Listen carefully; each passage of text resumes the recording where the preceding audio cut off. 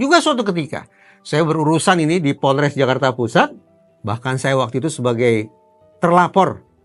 Tapi ya, akhirnya laporan itu mentah, laporan di SP3 karena saya disimpulkan tidak melakukan pidana. Sama perubahan status saya dari terlapor menjadi orang bebas merdeka karena tidak melakukan pidana, juga tidak diembel-embeli dengan tarif apapun. Bahkan seingat saya ya, penyidik yang memeriksa saya waktu itu bahkan memberikan saya 1 bungkus nasi padang, lauk lengkap, plus air minum. Saya anggap itu sebagai sebuah kebaikan yang ditunjukkan oleh polisi kepada warga negara. Satu lagi, belum lama. Ada urusan di Polsek Senen. Berapa yang harus dibayar? 0 rupiah. 0 rupiah. Saya disambut dengan baik, dilayani dengan baik, diberikan informasi secara lengkap.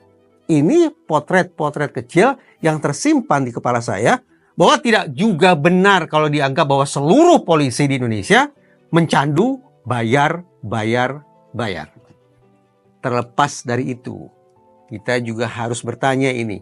Kita berkutat terus tentang bagaimana ya perasaan atau suasana batin masyarakat berhadapan dengan polisi. Sekarang kita balik.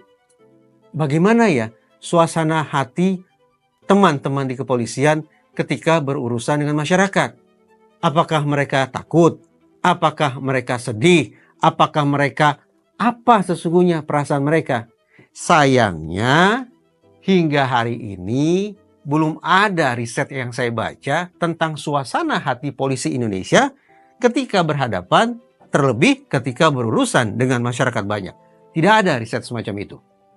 Namun beruntung, ada penelitian pembanding bahwa ternyata kalau harus dibandingkan antara polisi yang bertugas di kantor dengan polisi yang bertugas di lapangan, hasilnya tingkat stres polisi di lapangan jauh lebih tinggi, jauh lebih parah ketimbang polisi yang sehari-hari mengerjakan tugas di kantor.